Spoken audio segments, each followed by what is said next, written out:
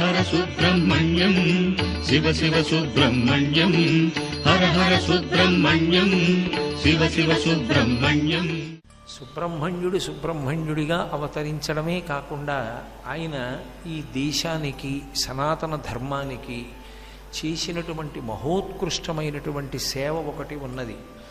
మనకి పరమశివునికి 2 కుమారులు అని, అందులో ప్రత్యేకించి దక్షిణ దేశంలో తమిళ దేశం వైపు పిళ్ళయార్ అని పిలుస్తూ ఉంటారు విఘ్నేశ్వరుణ్ణి. పిళ్ళయార్ అంటే పెద్ద కొడుకు గారు అని గౌరవవాచకం. పెద్ద కొడుకు విఘ్నేశ్వరుడు, కుమార శబ్దము చేత 2వ కుమారుడు సుబ్రహ్మణ్యుడు. సుబ్రహ్మణ్యుడు మహాజ్ఞాని. పరమశివుడు ఎంతటి జ్ఞానియో అంతకన్నా ఎక్కువ జ్ఞాని. జ్ఞానమునందు యథార్థమునకు ఒకరికన్నా ఒకరు ఎక్కువ అన్న మాట ఉండదు. బ్రహ్మతత్వాన్ని అనుభవించడం అనేటటువంటి స్థాయికి వెళ్ళిన తరువాత ఇక అదే కట్టకడపట్టి స్థాయి. ఇక అది దాటి ఉండడానికి ఇంకొకటి ఉండదు. బ్రహ్మాన్ని అనుభవించిన స్థితి ఏది ఉంటుందో, ఎక్కడ బ్రహ్మాన్ని అనుభవించి తాను బ్రహ్మముగా నిలబడిపోతాడో అదే జ్ఞానమునందు చిట్ట చివరి స్థితి. కానీ పరమశివుని కన్నా కూడా జ్ఞానమునందు ఒక విషయంలో సుబ్రహ్మణ్యుడు అధికుడు అనేటటువంటి స్థితిని పొందాడు. అలా పొందడం ఏదో వాదోపవాదముల చేతనో పరమశివుడికి తెలియనటువంటి ఒక విషయాన్ని సుబ్రహ్మణ్యుడు చెప్పాడనో అక్కడ అర్థం చేసుకోకూడదు. అంత గొప్పవాడైనా తండ్రికి ఒక కోరిక మిగిలిపోయింది పరమేశ్వరుడికి. ఏమిటి ఆ కోరిక అంటే, ఆయనకి ఏ విషయంలోనైనా నేను ఒక విషయాన్ని సభలో చెప్తే అంతకన్నా బాగా నాకు చెప్పేవాడు ఒకడు ఉన్నాడన్న కోరిక ఆయనకి తీరలేదు. ఎప్పుడు చెప్పినా లోకానికి ఏదైనా చెప్పవలసి వస్తే చెప్పేవాడెవరు అంటే పరమశివుడే చెప్తూ ఉంటాడు. అది చెప్పడం కూడా గమ్మత్తు ఎక్కడుంటుందంటే, మౌనంతో ప్రారంభం చేసి వాక్యంతో చెప్పడం వరకు అన్నీ కూడా పరమేశ్వరుడే చెప్తాడు. అందుకే మీరు చూడండి, ఎప్పుడైనా ఒక శ్రావణ మాసంలో వచ్చేటటువంటి శుక్రవారం నాడు చేసేటటువంటి వ్రతకల్పం ఎలా రావాలి అంటే, పార్వతీదేవి పరమేశ్వరుణ్ణి అడిగితే లోకంలో అది ప్రకాశిస్తుంది. అలాగే ఏ నామాన్ని సులువుగా పలికినంత మాత్రం చేత విష్ణు సహస్రనామ స్తోత్రాన్ని పారాయణ చేసినటువంటి ఫలితాన్ని పొందుతారని కేనోపాయేన లఘున అంటూ పార్వతీదేవి పరమేశ్వరుణ్ణి అడిగితే, శ్రీరామ రామ రామేతి రమే రామే మనోరమే సహస్రనామ తత్తుల్యం రామనామ వరాననే. శ్రీరామ శ్రీరామ శ్రీరామ అని 3 మాటలంటే అది విష్ణు సహస్రనామ స్తోత్ర పారాయణకి తుల్యమవుతుంది అని ఆయనే చెప్తాడు. లోకంలో ఎక్కడ ఏ విషయం బయటికి వచ్చినా అసలు ఈ శబ్ద సృష్టికంతటికీ కారణం ఆయన చేతిలో ఉన్నటువంటి ఢమరుక మోగడం. అందుకని మౌనం దగ్గర నుంచి వాక్యాన్ని చెప్పడం వరకు శంకరుడి యొక్క అధీనమై ఉంటుంది. అందుచేత పరమశివుని కన్నా గొప్పగా చెప్పాడన్నవాడు లోకంలో ఇంకెవరు ఉండడు.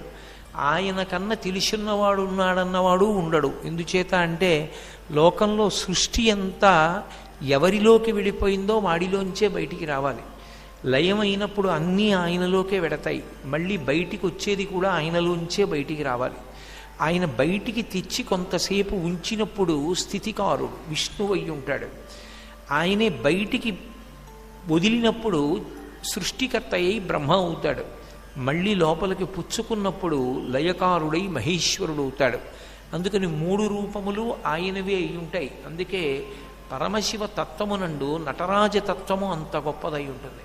నటరాజతత్వంలో ఒక చేతిలో ఢమరుకం పట్టుకుంటాడు, ఒక చేతిలో అగ్నిహోత్రం పట్టుకుంటాడు. మధ్యలో ముఖం చిరునవ్వుతో ఉంటుంది. అది త్రిమూర్త్యాత్మకమైనటువంటి స్వరూపం. ఢమరుకం శబ్దానికి ప్రతీక, అది సృష్టికి ప్రతీక. సృష్టి చతుర్ముఖ బ్రహ్మగారిది కాబట్టి ఆ డమరుకము చేత ఆయన సృష్టికర్త, ఆ చిరునవ్వు చేత ఆయన స్థితికర్త, అంటే లోకాల్ని నిలబెడతాడు. అగ్నిహోత్రాన్ని చేతిలో పట్టుకున్న కారణం చేత లయకర్త, ఆయనే అన్నిటినీ తనలోకి తీసుకుంటాడు. సృష్టికర్త, స్థితికర్త, ప్రళయకర్త కూడా ఆయనే అయి ఉంటాడు. అందుకే భాగవతంలో 3 మూర్తులకును 3 రూపములకు 3 కాలములకు మూలమగుచు భేదమగుచు తుదిక భేదమయ్యొప్పారు బ్రహ్మమనగ నీవే పాలనయన అంటారు. 3గా కనపడుతూ 3 కాక ఒక్కటై ఉన్నవాడెవరు అంటే పరమశివుడే. ఆ శివతత్వము అవగతము కావాలి అంటే మాయ తొలగాలి. ఆ మాయ తొలగడానికి కూడా మళ్ళీ అమ్మవారే కారణం. అందుకే శంకర భగవత్పాదులు సౌందర్యలహరి చేస్తూ ఒక మాట అంటారు, మహామాయా విశ్వం భ్రమయసి పరబ్రహ్మ మహిషి అంటారు.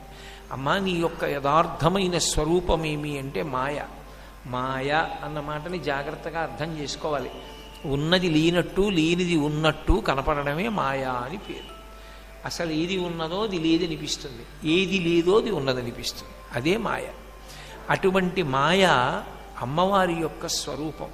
అది తొలగిపోవాలి అంటే మళ్ళీ ఆవిడ అనుగ్రహం చేతనే తొలగిపోవాలి. ఆవిడ అనుగ్రహంతో మాయ తొలగితే తెర పైకెత్తితే కనపడేవారెవరు అంటే పరమశివుడు కనపడతాడు. కాబట్టి అన్నీ ఆయనే అయ్యున్నప్పుడు, ఇక ఆయన కన్నా భిన్నమైనది లేనప్పుడు లోకంలో ఆయనకి తెలియనిది అన్నది ఒకటి ఉండే అవకాశం కూడా ఉండదు. మీరు ఎప్పుడూ ఒకటి గుర్తుపెట్టుకోవాలి, అసలు ఉన్నది ఒక పదార్థమైతేనే పూర్ణత్వం, ఒకటి కన్నా ఎక్కువైతే ఘర్షణ ఉంటుంది.